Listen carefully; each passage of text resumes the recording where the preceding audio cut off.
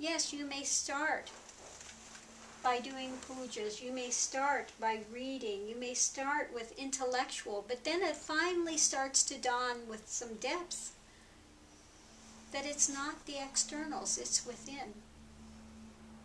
And then you begin to see that all of these, like Krishna, and you see Shiva, you see Ardhanarishwara here, you see Kali, that these are all energies. And all of these energies are found within.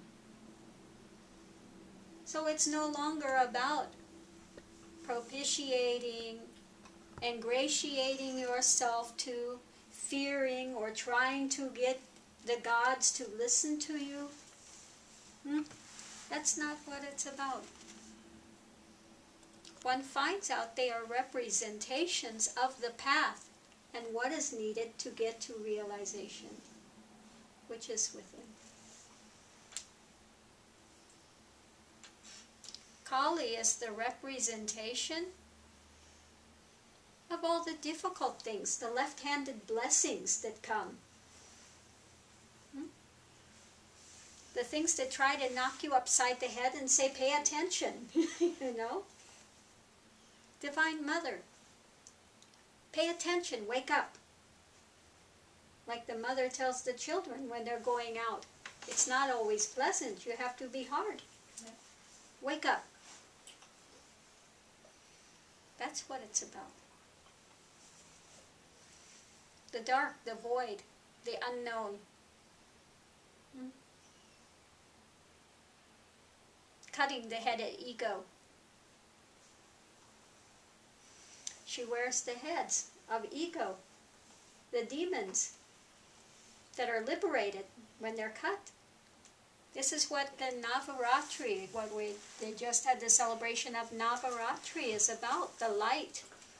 The Chandipat, about Durga and Kali, battling the demons of mind, of ego. The worst demon is ego because it creates the demons of mind. Okay, that's what it's about.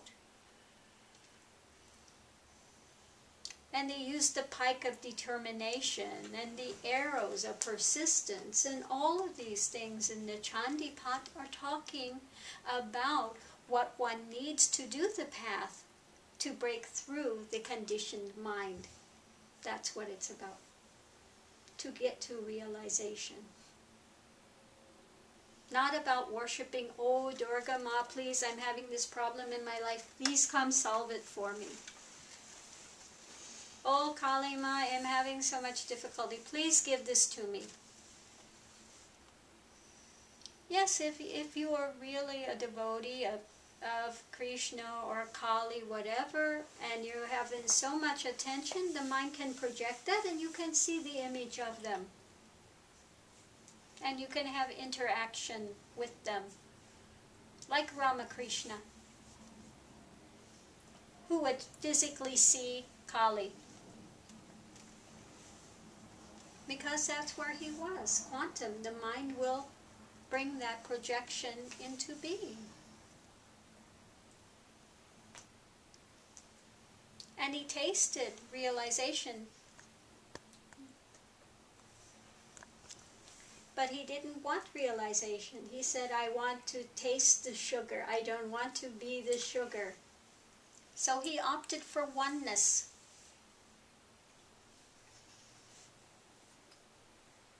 He enjoyed that play. He enjoyed that dance. So he opted for that oneness. You see the statue we have of Ardhanarishwara. Half male Shiva, half female Shakti, not two, non-duality. They are not separate. It represents that not two, non-duality. What remains?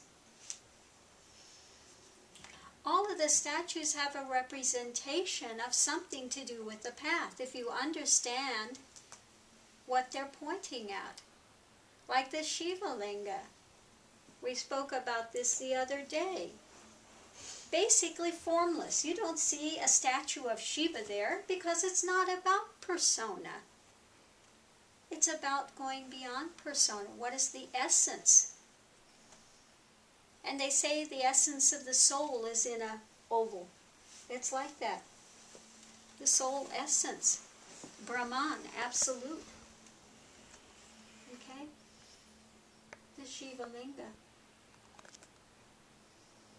It's in the still part of the temple. If you go in there, in the tantric temples, it's Khajuraho, the further you go into the temple, the more still it becomes. So the further you go into yourself or into your practice, the stiller you become. And the things of the world have receded.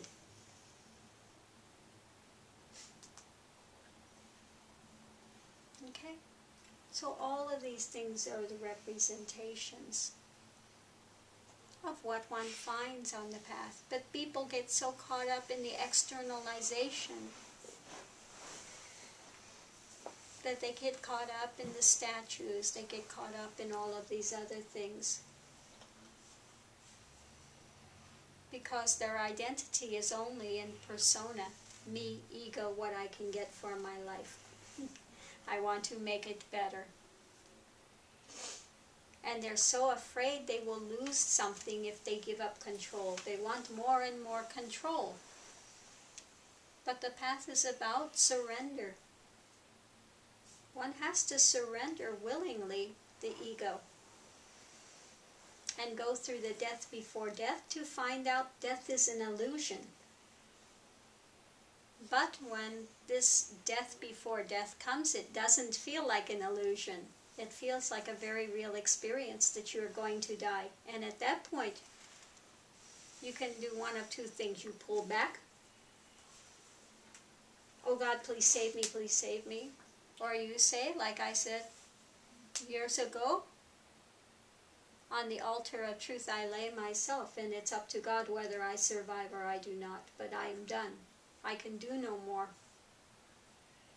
And in that moment, the world was gone. I was gone. All was gone. There was only Brahman. And the illusion is laid bare. There is no more illusion. No more illusion. So this is the path.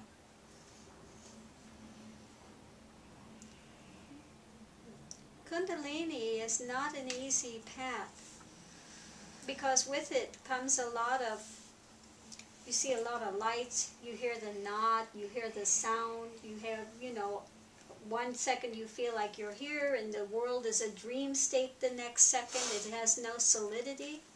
So you have to be ready for that. This path is not for everyone. You have to have enough intention to go the whole way on this path.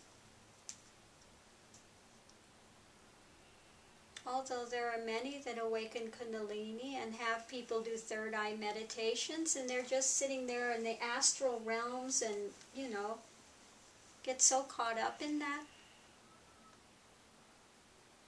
This is why on this path we don't do any third eye meditation. Everything has to remain in the heart, because I want to cut down that phenomena. It's not about how much phenomena you can have. That does nothing to break through consciousness. Nothing.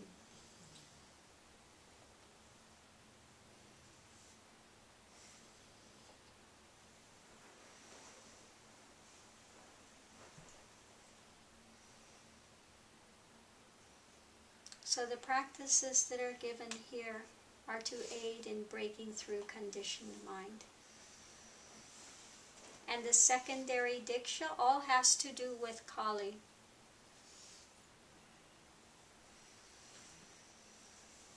And the 10 wisdoms of Kali. Okay? That's why it's cutting through.